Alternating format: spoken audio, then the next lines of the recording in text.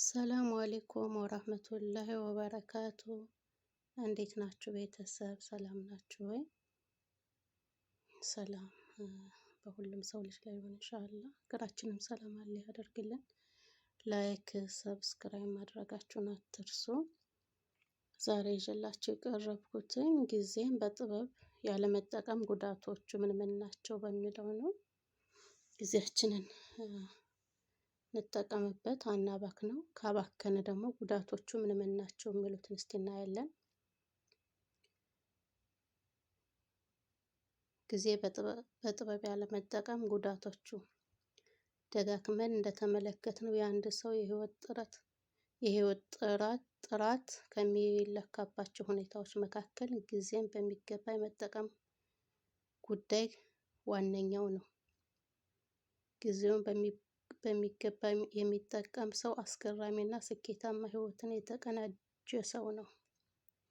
ጊዜን በአግባቡና ስኬታማ በሆነ መልኩ መጠቀም ብዙ ጥቅሞች አሉት።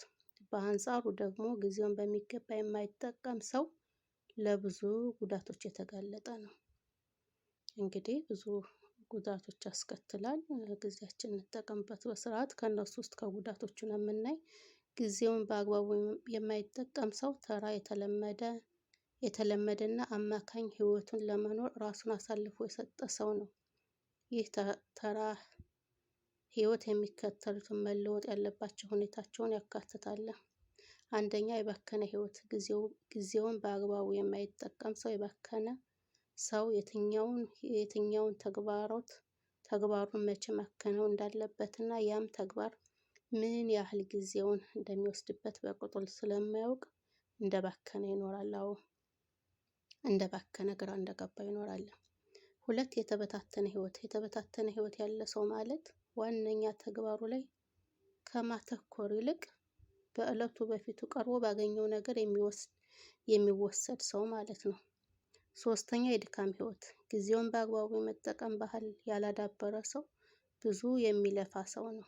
ብዙ ይንቀሳቀሳል እንጂ ብዙ ውጤትን አያስመዘግብም። ጊዜውን የሚያባክን ሰው ብዙ ውጤት አያስመዘግብም። አራተኛ፣ የማይረካ ህይወት። ጊዜውን በቁጥጥሩ ስር ያለዋለ ሰው በቀኑ መጨረሻ እቤቱ ሲገባ ምንም እንዳላከናወነ የሚሰማው ሰው ነው። ደስታ አያገኝም፣ ግራ ይገባዋል። ሰርቷል፣ ነገር ግን አላከናወንም። ሮጧል፣ ነገር ግን አልደረሰም። ብዙ አስቧል፣ ውሳኔ ላይ ግን አልደረሰም። አምስተኛ፣ ተፈላጊነት የሌለ ህይወት ማለት ነው። ተፈላጊነት የሌለ ህይወት፣ በሰዓቱ የማይገኝ ሰው። ማን ይፈልገዋል? አንድን ተግባር በተፈለገበት ሰዓት የማይደርስን ሰው ማን ያስጠጋዋል? ጊዜውን በስርዓት አልተጠቀመ፣ በተፈለገ ሰዓት ጊዜውን እያባከነ ነውና ማለት ነው። በዚህ ዘመን ተፈላጊ ሰው እንደ ቃሉ የሚገኝና የመጀመሪያውን ነገር እፈጽማለሁ ባለው ሰዓት የሚፈጽም ሰው ነው። ስድስተኛ፣ ያልተረጋጋ ህይወት። በጊዜ አጠቃቀም ያልበሰለ ሰው ያልተረጋጋ ሰው ነው። የጊዜ አያያዝ ብልሃቱ የገባው ሰው ፕሮግራም ለማውጣት ለፍቶ በኑሮውና በስራ መስኩ ግን መረጋጋትን የመረጠ ሰው ነው። የተረጋጋ ሰው ስኬቱንና ጊዜውን በስርዓት ተጠቅሟል ማለት ነው። አላባከነም፣ ጉዳት ላይም አልወደቀም። ሰባተኛ፣ በግዳጅ ውስጥ የሚኖር ህይወት። በግዳጅ ውስጥ የሚኖር ህይወት ጊዜውን በጥንቃቄ የማይጠቀም ሰው፣ እምቢ ለማለት የማይችል ሰው። ያም ይሄን አደርግልን ባሉት ሰዓት ለዛም ደርስ የሚሉ ሰዎች ብዙ ጊዜ ይወድቃሉ። ብዙ ጊዜ አይታችኋቸው እንደሆነ ውድቀት የሚደርስባቸው ሰውን ለማስደሰት የሚሮጡ ሰዎች እነሱ ብዙ ጊዜ ስኬት ላይ አይደርሱም። ጊዜያቸው ይባክናል። ከባከነ በኋላ ይባንናሉ። ያንን ነገር ደግሞ የጊዜ መባከን ጸጸት ይዞባቸው ይመጣል። ወደ ኋላ የማይመለስ ነገር ይሆናል።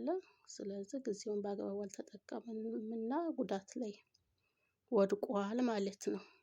ለምሳሌ እንደዚህ በስደት ላይ ያለኖች እህቶች በአረብ ሀገር ጊዜያችንን በአግባቡ አንጠቀምበትም። በተለይ ሴትዮ እህቶቻችን ጊዜ ይሄዳል ይሮጣል። ያ ነገር ደግሞ ጊዜ አለፈ፣ በአግባቡ አልተጠቀምንም፣ ጉዳት ላይ ወድቀናል ማለት ነው። አንዳንዶች ደግሞ ስኬት ላይ የደረሱ ጊዜያቸውን የተጠቀሙ በትዳራቸውን ይዘው ህይወታቸውን ይዘው ወይ ደግሞ ትዳርም ባይሆን ደግሞ አለማቸውን ጊዜያቸውን ሳያባክኑ መጡ። ተልተሎ ስራ አድርገው ቤታቸውን ገዙ፣ ቦታቸውን ገዙ፣ ሰሩ። ቶሎ ብለው ወደ ሀገራቸው ይመለሳሉ ማለት ነው። ተመለሱ ማለት ደግሞ ስኬት ላይ ደረሱ፣ ጊዜያቸውን በአግባቡ ተጠቅመዋል፣ ጉዳት ላይ አልወደቁም ማለት ነው። እና እንደዛ ለማድረግ እህቶቻችን ሞክር፣ ወንድሞቻችንም እንደዛው ጊዜያችንን አናባክን። ጊዜም ከሚያባክን ጓደኛ እንጠበቅ። ኢንሻአላህ አላህን የምንገዛበት ጊዜ አለመጠቀም ጉዳቶቹ ካላህ በራቅን ቁጥርም ደግሞ ትልቅ ኪሳራና ትልቅ ከባድ ውድቀት ውስጥ ነው የምንገባው ማለት ነው። ዋነኛው ካላህ ጋር ጊዜያችንን በኢባዳም ኢማናችንን ማጠንክረን ወደሱ መጠጋት ነው። ቀጥሎ ደግሞ የዕለት ተዕለት ተግባራችንን ሳናባክን ሳንጸጸት ጊዜው ከባከነ በኋላ ጉዳት ላይ ሳንወድቅ በስርዓት መጠቀም ይኖርብናል ማለት ነው።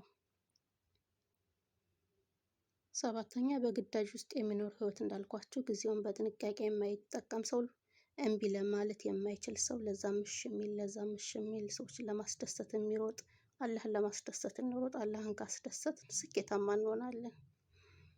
ሰዎች የጠየቁትን ነገር ሁሉ ቢመቸውም ባይመቸውም እሺ በማለት ራሱን ሳይፈልግ ግዳጅ ውስጥ ይጨምራል። ግዳጅ ውስጥ ይጨምራል፣ ውድቀት ላይ ይወድቃል ማለት ነው። ዘጠነኛ ግምገማ የለሽ ህይወት። በቃ ዝም ብሎ ይኖራል፣ ራሱን አይገመግምም። ጊዜ ሄደ ወይ ወደኩ ወይ ችግር ላይ ነኝ ወይ ብሎ ራሱን የማይገመግም ማለት ነው።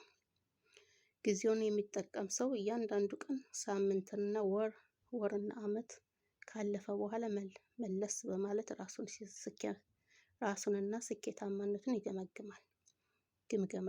ግምገማ የለሽ ህይወት ማለት ይሄ ነው።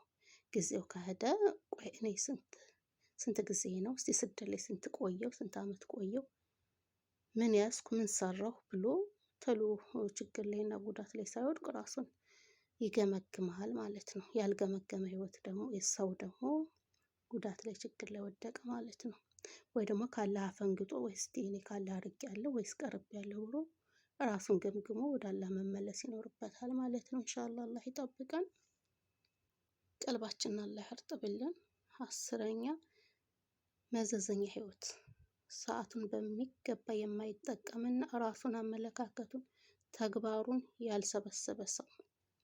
አዎ ተግባሩን ያልሰበሰበ ሰው ለራሱ ብቻ ሳይሆን ለትዳር ጓደኛው፣ ለስራ ባልደረባ ሆነ ለወዳጅ ሁሉ የኋላ ቀርነት ምክንያት ነው። አዎ መዘዘኛ ህይወት ለትዳሩም፣ ለልጆቹም፣ ለቤቱም፣ ለማህበረሰብም አስቸጋሪ ነው።